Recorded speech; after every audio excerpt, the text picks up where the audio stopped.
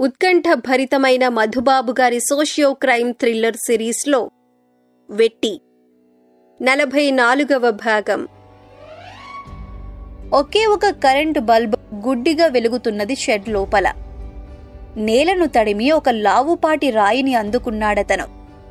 Hospital దగ్గర లైట్ను పగలగొట్టి రెచ్చిపోయినట్లే ఇప్పుడు కూడా వాళ్లమీద విరుచుకుపడాలని అనుకుంటూ గుండెల నిండా గాలి పీల్చుకున్నాడు. చేతిని పైకెత్తి షెడ్ ముందు భాగంలో వెలుగుతున్న బల్బ్ కేసి గురి చూడబోతుండగా చిన్న శబ్దంతో మోగటం మొదలైంది పఠాన్ దగ్గర ఉన్న ఫోన్. అరెరే, నాగులు ఫోన్ చేస్తున్నాడు. ఈ టైంలో వాడికి నాతో పనేమిటి అంటూ లేచి ఫోన్ చెవికి ఆనించుకుంటూ షెడ్లో నుంచి బయటికి పోయాడు పఠాన్. విల్ పవర్నంతా కూడగట్టుకుని తను విసరబోతున్న రాయిని మధ్యలోనే ఆపాడు వెట్టి. బిగబట్టి ఉంచిన ఊపిరిని కూడా తేలికగా బయటికి వదిలేశాడు. నీకు ఒళ్ళు బలిసిందిరా, ఎప్పుడు పడితే అప్పుడు ఫోన్లు చేయటం ఎక్కువైపోయింది అంటున్నాడు షెడ్కి కొంచెం అవతలికి పోయిన పఠాన్. అవతలి పక్క నుంచి ఎటువంటి మాటలు వినబడ్డాయో తెలియదు గాని, అలాగా, అయితే సరే, నేను వెంటనే వచ్చేస్తాను, 10 గంటలయ్యేసరికి అక్కడ ఉంటాను అంటూ ఫోన్ ఆఫ్ చేసి ప్యాంటు జోబులో పెట్టుకుని మళ్లీ షెడ్లోకి వచ్చాడు. ప్రశ్నార్థకంగా చూశారు షెడ్లో ఉన్నవాళ్లందరూ. చింతలపల్లి నుంచి చేశాడు నాగులు. అక్కడ మన వాళ్లు చేస్తున్న పని గురించి ఫారెస్ట్ డిపార్ట్మెంట్ వాళ్లకి అనుమానం వచ్చిందట. నన్ను వెంటనే రమ్మని అంటున్నాడు. లోపల పెట్టుకున్న ఫోన్ తడుముకుంటూ చెప్పాడతను. వెంటనే రమ్మంటున్నాడా? అయితే మీరు వెళుతున్నారా అడిగాడు బసవప్ప. వెళ్ళాలి కదా బసవప్ప. 1 కాదు 2 కాదు, 10 కోట్లకి సంబంధించిన పని. తేడా వస్తే మా నాన్న నా తెలివిని తిట్టిపోస్తాడు నుదురు రుద్దుకుంటూ చెప్పాడు పఠాన్. మరి ఇక్కడి పని? దాన్ని కూడా మీ నాన్నగారే నాకు అప్పచెప్పారు. ఇక్కడ తేడా వచ్చినా తప్పవు కదా తిట్లు అడిగాడు బసవప్ప. నువ్వున్నావు కదా బసవప్ప, ఆడిని మా వాళ్ళు నీకు చూపిస్తారు. నువ్వేం చెబితే అది చేసేస్తారు. అదే కాక అంటూ మాటని ఆపాడు పఠాన్. ఆగిపోయావేంటి? ఏమిటో చెప్పు ప్రాంప్ట్ చేశాడు బసవప్ప. ఆడు ఎవడో ఎక్కడ్నుంచి వచ్చి మమ్మల్ని తగులుకున్నాడో మాకు తెలియదు. ఒకవేళ వాడు మీకు కావాల్సిన వాడే అయితే ఇది ఖచ్చితంగా మీ పనే అవుతుంది. ఆడిని ఎట్టా మడత పెట్టేయాలో మాకంటే నీకే బాగా తెలుసు అన్నాడు పఠాన్. సాలోచనగా తల ఊపాడు బసవప్ప. నీ మాటలు నిజమే. ఆడు మాకు కావాల్సిన వాడే అయితే భలే రంజుగా ఉంటుంది. ఆడు తప్పించుకొని పారిపోయి వచ్చిన దగ్గర నుంచి మా ఓనర్స్కి కంటి మీద కునుకులేదు. ఎప్పుడు ఏం జరుగుతుందో తెలియక ఒకటే కంగారు పడిపోతున్నారు అంటూ 2 క్షణాలు ఆగి, సరే నువ్వెళ్ళిరా, ఇక్కడ ఎవ్వారో నే చూసుకుంటా అన్నాడు.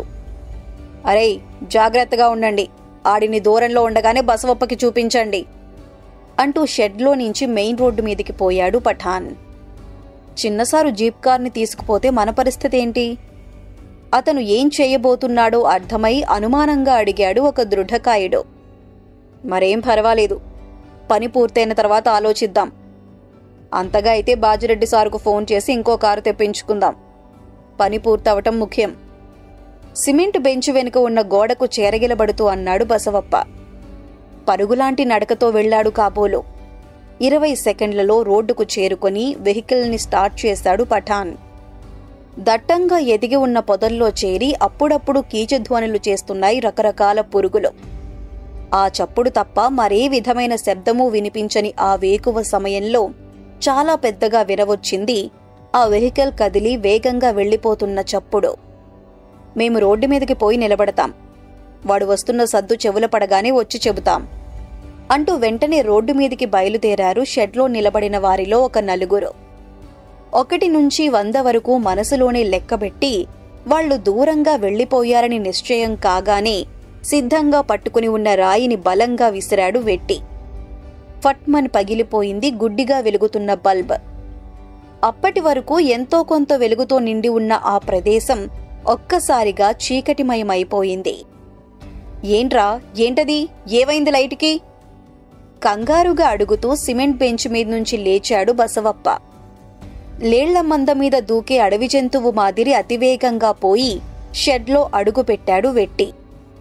పదండి, అందరూ బయటికి పదండి, ఇక్కడ కరెంటు వైర్ ఏదో షార్ట్ సర్క్యూట్ అయినట్టుంది అంటూ అందరికంటే ముందుగా బయటికి రాబోతున్నాడు బసవప్ప. పిడికిలి బిగించి కొట్టాడు వెట్టి. పళ్ళు బిగించి గుండెల్లో గూడు కట్టుకుని ఉన్న పగనంతా ఆ పిడికిటిలో ప్రతిక్షేపించుకుని మరీ కొట్టాడు. బాధని భరించటం అసాధ్యమైపోయింది కాబోలు. బిగ్గరగా అరవటానికి నోరు తెరిచాడు బసవప్ప. శబ్దం బయటికి రాకముందే గిర్రున తిరిగినట్లున్నాయి కళ్ళు. కాళ్లలోని శక్తి నశించిపోయినట్లు నిలుచున్న పళాన కిందికి జారిపోయాడు. అతని మీద నుంచి ఎగిరి అవతలికి దూకాడు వెట్టి. తన వేగాన్ని, తన ఆవేశాన్ని కొంచెంగా కూడా తగ్గించుకోకుండా మిగిలిన వారి మీద కలబడ్డాడు. ఎవరు ఎవరా ఎవరు కంగారుగా అంటూ తమ మీదికి వచ్చిన వెట్టిని క్లోజ్గా చూడటానికి ప్రయత్నం చేశారు వాళ్ళు. బసవప్ప మీది నుంచి అవతలికి దూకిన వెంటనే వారిలో ఒకణ్ణి కిందికి దొర్లించేశాడు వెట్టి. అతని చేతిలో నుంచి కిందికి జారిపోతున్న ఐరన్ రాడ్ని గబుక్కున స్వాధీనం చేసుకుని జాలి, దయ అనే మాటలకు అర్థం తనకు తెలియనట్లు రెచ్చిపోయాడు. అటువంటి సిచ్యువేషన్ ఎదురుపడుతుందని ఏమాత్రం ముందుగా తెలిసినా మొండి ధైర్యంతో ఎదురుదెబ్బ తప్పకుండా తీసి ఉండేవాళ్లు షెడ్లో ఉన్న ఆ హీరోలు. వెట్టి చేతికి దొరికిన ఐరన్ రాడ్ కంటే బలమైన ఆయుధాలే ఉన్నాయి వారందరి దగ్గర. కేవలం 10 క్షణాలు, 10 అంటే 10 క్షణాలు పట్టింది వారికి తమని తాము ఫైటింగ్కి సిద్ధం చేసుకోవటానికి. కానీ ఈ లోపల జరగవలసిన డ్యామేజ్ జరగనే జరిగిపోయింది. తలలు పగిలిపోయాయి ముగ్గురికి. ముఖాలు తీవ్రంగా గాయపడ్డాయి ఇద్దరికి. కుడి భుజం ఫ్రాక్చర్ అవటంతో బాధ భరించలేక గావు కేకలు పెడుతూ బయటికి పరిగెత్తాడు ఆఖరి మనిషి. అతని కేకలు రోడ్డు మీదికి పోయిన వారిని ఆకర్షించి షెడ్ దగ్గరికి రప్పిస్తాయని వెట్టికి తెలుసు. ఎంత సడన్గా షెడ్లోకి పోయాడో అంతే సడన్గా మళ్లీ బయటికి పరిగెత్తాడు. పరిగెత్తుతూ షెడ్ ద్వారం దగ్గర పడిపోయిన బసవప్ప మాడు పగిలిపోయేటట్టు ఒక బలమైన దెబ్బ వేసి మరీ పరిగెత్తాడు. వెతకాలి, ఈ చుట్టుపట్ల మొత్తం గాలించాలి, పదండి పదండి. రోడ్డు మీద నుంచి ఆఘమేఘాల మీద వచ్చి జరిగిందేమిటో ప్రత్యక్షంగా చూసి విపరీతమైన కోపంతో రంకెలు పెట్టాడు ఒక దృఢకాయుడు. అడుగో అడుగడుగో అంటూ పక్కకు చేయి చూపించాడు మరో దృఢకాయుడు. పగబట్టిన పాముల మాదిరి తలలు తిప్పారు మిగిలినవారు. తమ దగ్గర ఉన్న ఆయుధాల్ని బిగించి పట్టుకుని అటుకేసి జంప్ చేయబోయి చటుక్కున ఆగిపోయారు. పొడుగాటి టార్చ్ లైట్ను ముందుకు ఫోకస్ చేస్తూ పరుగులాంటి నడకతో వస్తున్నాడు ఆలయంలో అమ్మవారికి పూజలు చేసే పూజారయ్య. ఏమైంది బాబులు, ఏంటి గందరగోళం, ఏం జరిగింది అని అడుగుతూ టార్చ్ వెలుగులో అక్కడ జరిగిందేమిటో చూసి అదిరిపడ్డాడు. దెబ్బలు చాలా బలంగా తగిలాయి. కట్టుకట్టకుండా దిక్కులు చూస్తున్నారు. చచ్చిపోతారు, అన్యాయంగా మట్టిలో కలిసిపోతారు ఆందోళన నిండిన కంఠంతో అన్నాడు. అతనలా చెప్పినప్పుడు గమనించారు రోడ్డు మీద నుంచి వచ్చిన వాళ్లు తమ వారికి తగిలిన దెబ్బల్ని. ఎర్రటి రక్తం ధారలు ధారలుగా కారి దుస్తుల్ని తడిపేయటమే కాదు, షెడ్లో మడుగులు కట్టబోతున్నది. కళ్ళు తేలవేయటానికి సిద్ధంగా ఉన్నారు తలలు పగిలిన వాళ్లు. తెలివి తప్పి పడిపోయారు ముఖాలు పగిలిన వాళ్లు. బసవప్ప పరిస్థితి అందరికంటే దారుణంగా ఉన్నది. కాళ్ళు చేతులు విరిగిపోయిన ఆటబొమ్మ మాదిరి అడ్డదిడ్డంగా పడిపోయి ఉన్నాడు.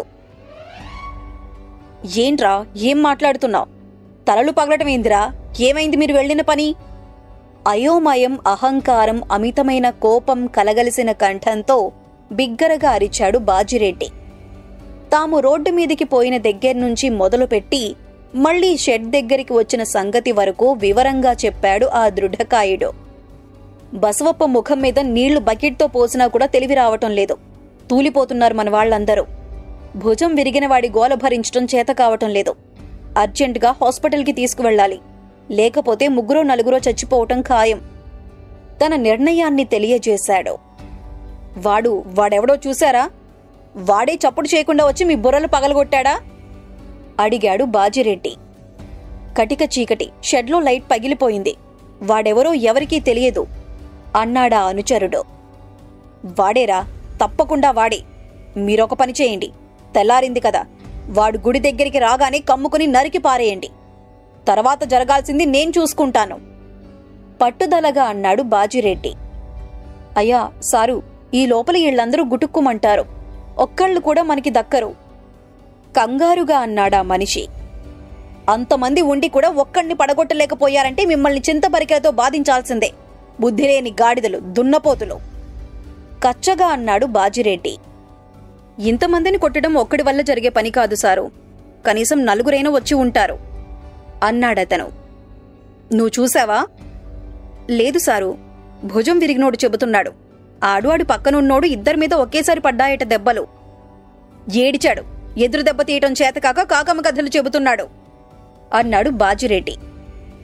ఏదో ఒకటి చెప్పాడు గాని ముందు మేమేడ్నుంచి వచ్చేయాలి, హాస్పిటల్కి పోయి తీరాలి, దాన్ని గురించి చెప్పండి ధైర్యం చేసి ఎదురు మాట్లాడాడు ఆ అనుచరుడు. నేను జీప్ పంపిస్తాను, అది వచ్చేసరికి బాగా ఆలస్యం అవుతుంది. ఈలోపు గుడికి వచ్చేవాళ్లు ఏదైనా బండితో వస్తే నా పేరు చెప్పి అందులో బయలుదేరండి చెప్పాడు బాజిరెడ్డి.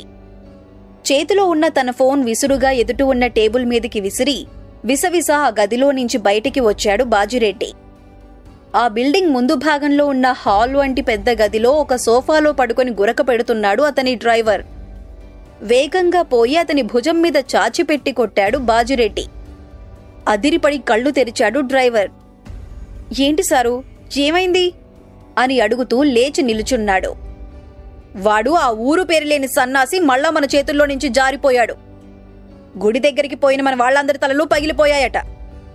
వెంటనే తీసుకువచ్చి వైద్యం చేయించకపోతే ప్రాణాలకే ప్రమాదమట చెప్పాడు బాజిరెడ్డి. నిన్న సాయంత్రమంతా తాగి తందనాలాడిన ఆడు అంతమందిని అలా ఎలా కొట్టగలిగాడు సారు? చిన్నసారు కూడా తగిలాయా దెబ్బలు ఆశ్చర్యంగా అడిగాడు డ్రైవర్.